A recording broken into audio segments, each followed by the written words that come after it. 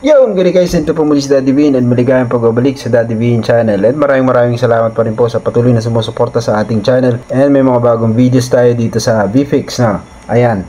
And eto na nga, na-impeach na si BP Sara sa Congress. So naipasa na.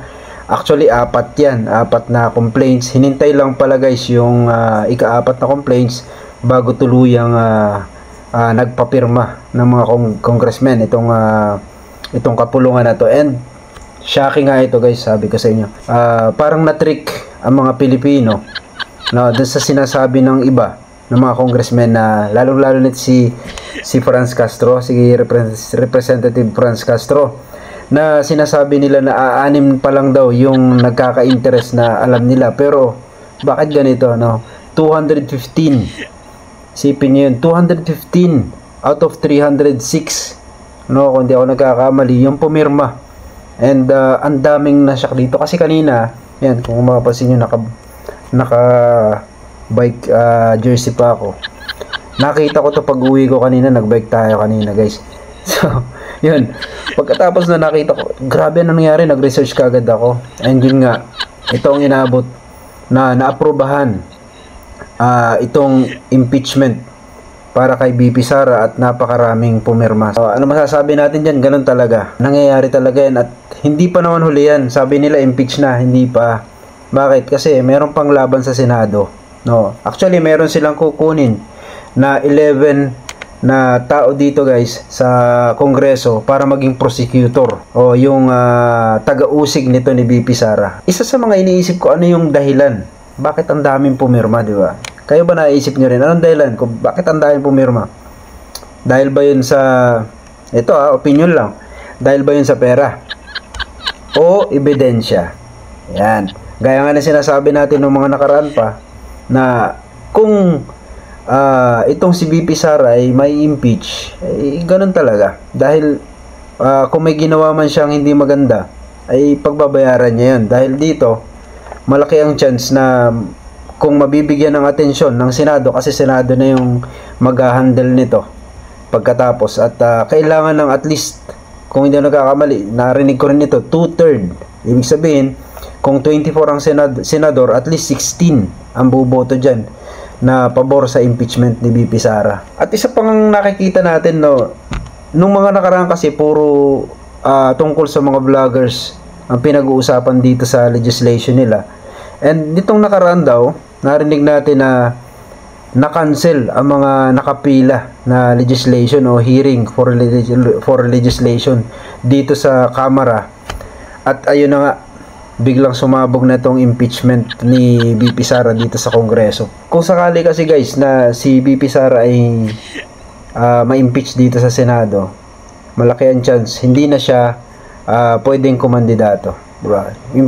Hindi na siya magiging president, just in case na gusto natin siya maging presidente, dahil nga dito sa nangyari na to. Kung sakaling matalo rin si BP Sara dito, sino yung papalit sa kanya sa position na yan? So karaniwan ang pagpipilian ay kung sino yung Senate President, which is siya si Chis Escudero, di ba? Then kasunod ay yung Speaker of the House dito sa Kamara na si Martin Romualdez, si Congressman Martin Romualdez. So sa tingin ko, may mga narinig din tayo na posibleng si Martin Romualdez, pero mas malaki ang chance na si Chis Escudero. Bakit?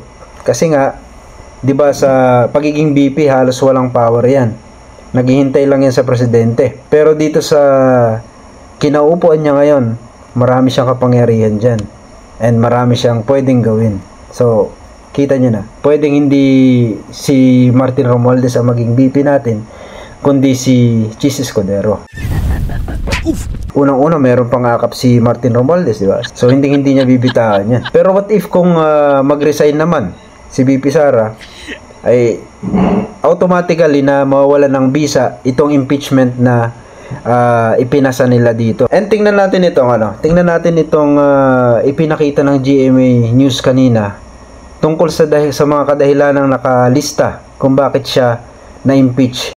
So dito guys, makikita ninyo yung articles of impeachment versus Sara Duterte. Ito number 1, Conspiracy to assassinate President Ferdinand Marcos Jr., First Lady Lisa Marcos, and Speaker Martin Romualdez. Kitang-kita naman natin na yun nga kung bakit init na init, no, itong mga Marcos dito kay BP Sara dahil nga doon sa nangyaring yun. Kahit ako kinilabutan ako doon nung marinig ko yun. So I think hindi yun dapat ginagawa ng isang Vice President.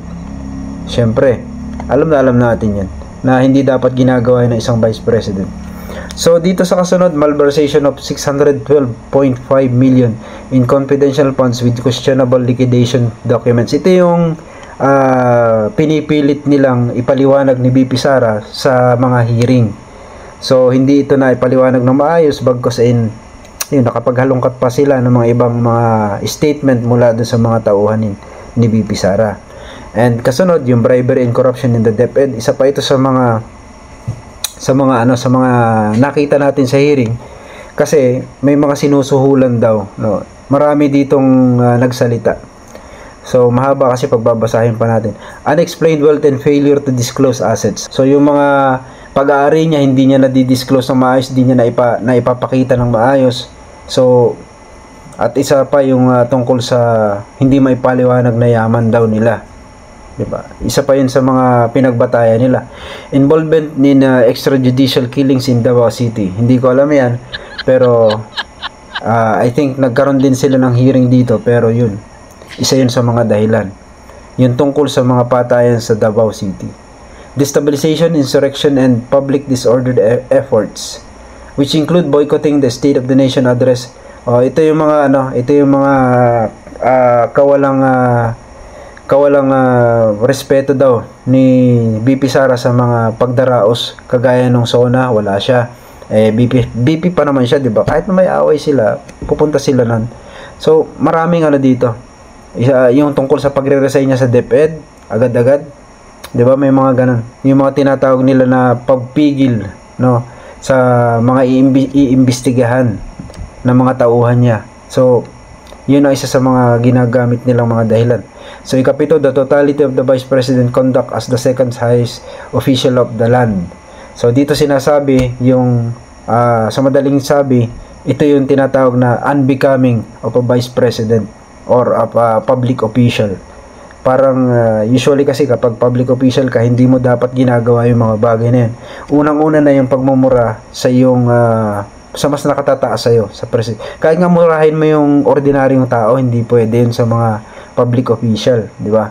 Pag nakita ka nila na nagmura ka sa isang ordinaryong tao, doon pa lang pwede ka nang magka-problema. Samantalang, ang minura niya at sinabihan pa niya na papatay na itong presidente natin. So, yun ang isa sa mga palatandaan. Kaya napanood ko yun, sabi ko, hindi dapat ginagawa ni BP Sara. Ito sasabit siya dito.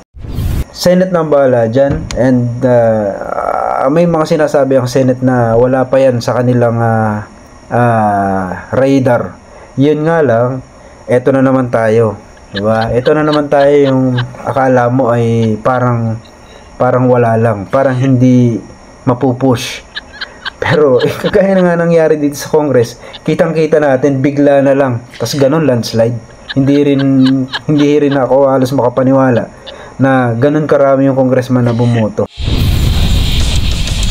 Oof.